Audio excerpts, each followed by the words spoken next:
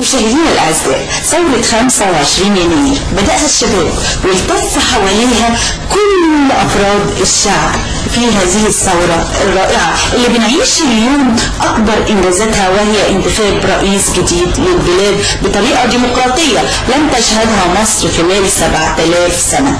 لكن الشباب دول محتاجين فرصة، محتاجين يقف جنبهم اللي يساندهم. عندهم على فكرة يا جماعة أفكار رائعة وبقوة ممكن إن احنا نراهن عليهم بمستقبل أفضل وأجمل وأنعم بكتير من اللي احنا عايشينه لمصر كلها.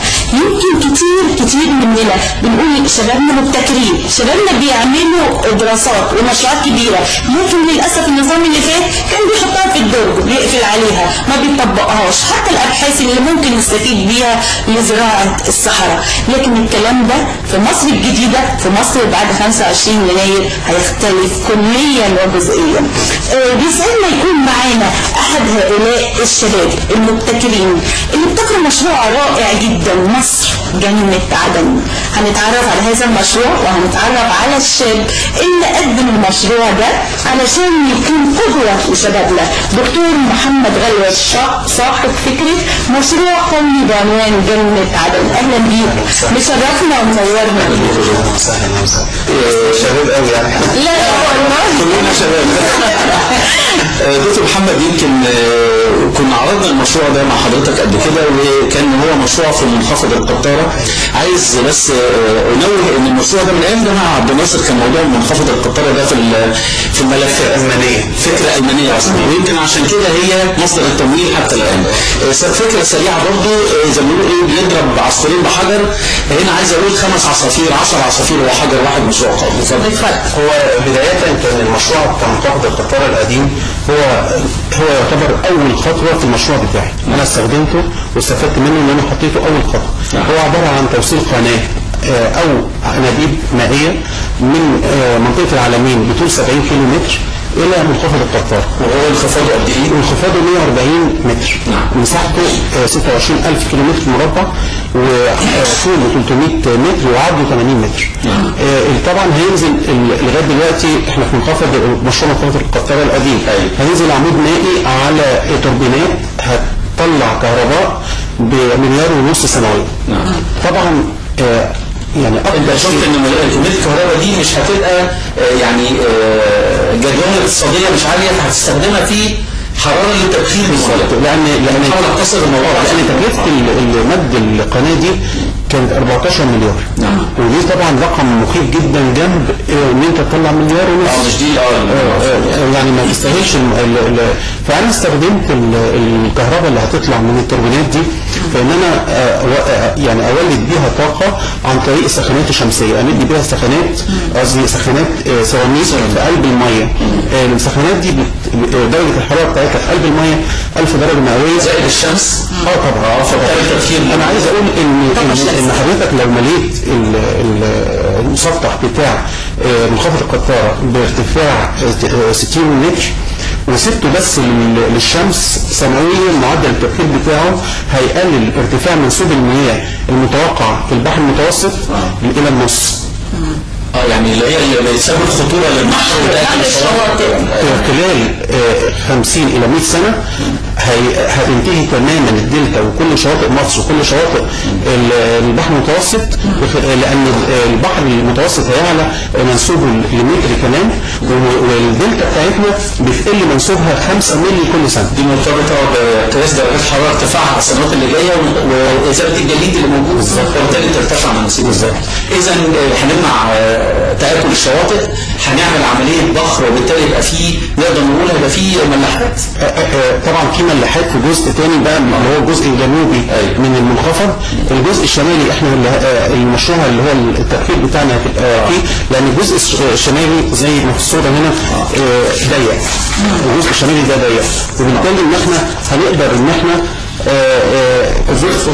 ايوه تمام، هنقدر ان احنا نحط فيه استخدامات. الجزء الاسود ده هو ده المنخفض اللي هو ده حضرتك ودي القناه اللي جايه من عند العالمين هنا. طبعا هنا هيبقى في مدينه وميناء جديد هيتعمل، هيجذب استثمارات كبيره جدا. هنا هنحط السخانات الشمسيه بتاعتنا، سخانات السيراميك بتاعتنا، وهيبقى من هنا الكاميرا على الصوره شويه يا جماعه. ايوه اتفضل. الميه دي جايه من البحر. يعني هي ميه مالحه. ميه مالحه. انا استفدت بقى بالتركيب بتاعها وتكثيفها. ميه عذبه، حصلنا على ميه عذبه. حصلت على ميه. حضرتك قلت هتعمل نوع من المظله البالونيه، بالونيه فيها هيليوم وهيدروجين ونيتروجين، بحيث انها تبقى بارده. اول ما توصل تعمل تدخل الميه تكثيف بالظبط على الجنبين، زي الصوره دي هنا. ده صوره للتكثيف وصوره للتفكير، وده الكنده البالونيه. هنجيبها للكاميرا. حضرتك اشرح الاول وهنجيب دلوقتي على الصوره. تمام. هناخد الميه العذبه دي وهنضيف حوالي ضعفها مرتين ميه مالحه، هنخلطها مرتين بميه مالحه. الفايده بتاعتها ان انا هقدر اروي بيها يعني ميه عذبه بنسبه ملوحه محدده. بالظبط. تمام. الملوحه دي تقدر تتحملها الزراعات الحديثه من دلوقتي شايفينها على الشاشه يا دكتور. بالظبط. دلوقتي دي القناه اللي في النص.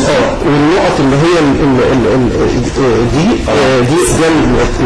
الكنده البالونيه. ومن الجناب هنا القناتين. معدل كميه الميه اللي انا هستخدمها وهعمل لها ميكسنج بالميه المالحه، هقدر ازرع بيها من 5 إلى 7.5 مليون فدان قمح او ذره او عباد شمس في الصحراء الغربيه. 5 مليون فدان. واخد بال حضرتك؟ الجزء الجنوبي هعمل فيه حاجتين. اول حاجه هعمل فيه خلايا شمسيه لانتاج الطاقه النظيفه، ودي كل 20 كيلو متر مربع بيدوني 1 جيجا، يعني بيصدر بمليار. كل 2000 كيلو متر مربع يدوني 100 جيجا وات. 1 جيجا بمليار. كل جيجا بمليار. كل 20 كيلو متر هيديني 100 جيجا. كل 2000 يدوني 100. كل 2000 كل 2000 يدوني 100 جيجا. كل 20 يدوني جيجا. تمام. كل 2000 يدوني 100 جيجا وات، يتباعوا ب 100 مليار دولار سنويا.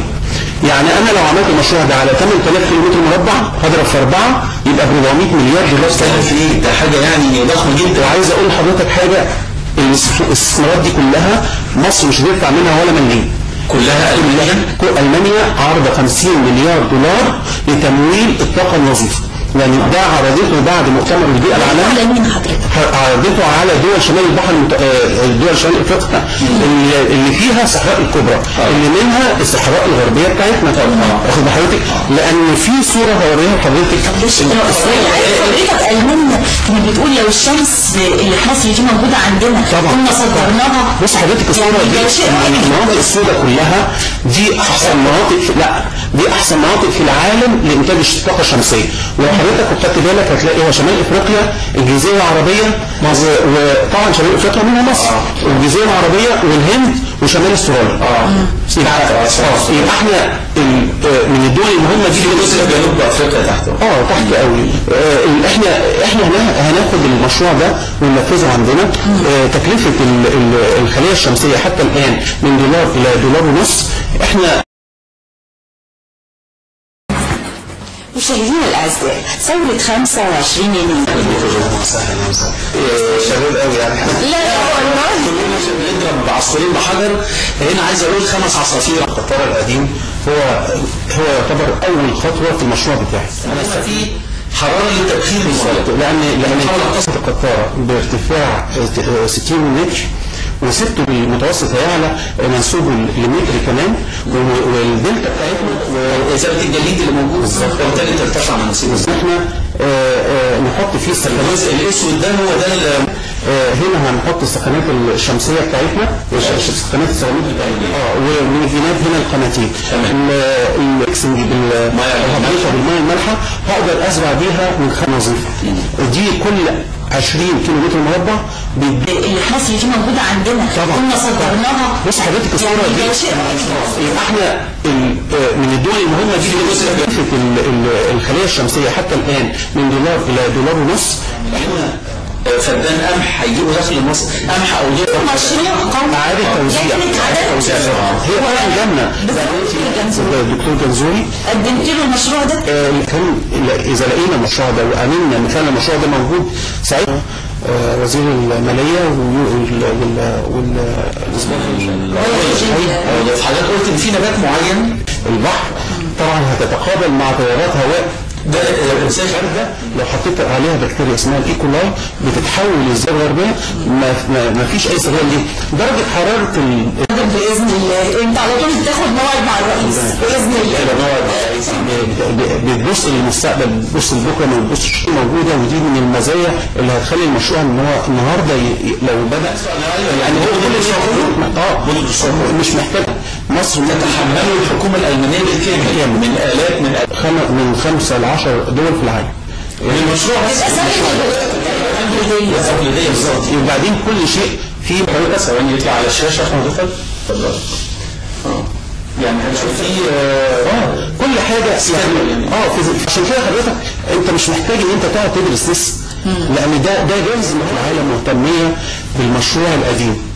واخد بالك مصالح مشتركه هنا تتقابل او تتلاقى، وبالتالي هم شباب قوي يعني. لا المشروع القديم هو يعني حاول اقتصر الموضوع بارتفاع 60 متر عندنا طبعا كنا صدرناها. بص حضرتك الصوره دي الدكتور جنزوري قدمت له المشروع ده. الايام دي حضرتك اتفضل. يعني في لان ده اكتر دوله في العالم مهتميه بالمشروع اللي هو ان احنا نحافظ على صحه الانسان المصري بطبيعه الكلور في هذا المشروع. طبعا من ضمن ده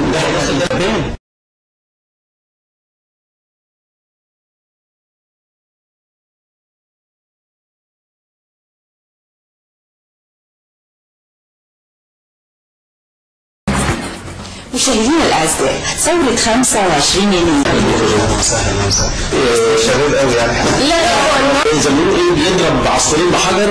هنا عايز اقول 5 عصافير. القطار القديم هو يعتبر اول خطوه في المشروع بتاعي. انا في حراره للتبخير بالظبط، لان القطاره بارتفاع 60 متر وسبته بس على منسوبه لمتر كمان والضغط اللي جايه وإزالة الجليد اللي موجود وبالتالي ترتفع مناسيبه ازاي.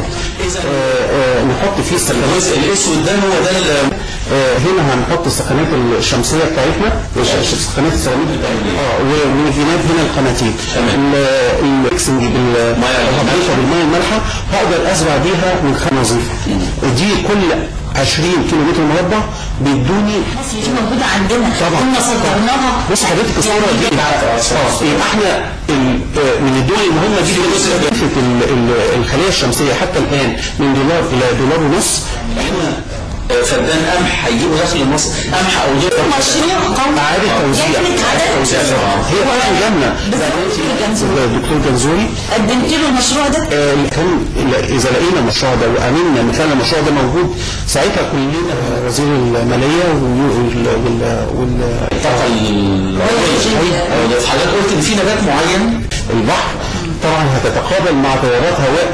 ده الساخر ده لو حطيت عليها بكتيريا اسمها الايكولاي بتتحول للزيادة الغربية ما فيش اي استغلال ليه. درجة حرارة المنطقة انت على طول بتاخد موعد مع الرئيس باذن الله.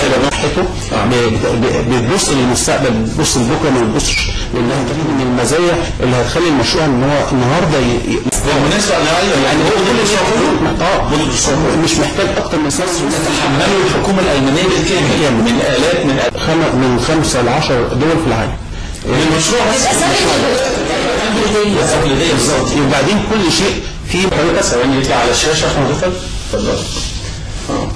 يعني هنشوف فيه كل حاجه يعني عشان كده حضرتك انت مش محتاج ان انت تقعد تدرس لسه، لان ده جايز ان العالم مهتميه بالمشروع القديم. واخد بالك مصالح مشتركه هنا تتقابل او تتلاقى، وبالتالي هم شباب قوي يعني. لا القطار القديم هو اقتصر الموضوع بارتفاع 60 متر عندنا طبعا كنا صدرناها. بص حضرتك الصوره دي والهند الدكتور جنزوري قدمت له المشروع ده. الايام دي حضرتك اتفضل.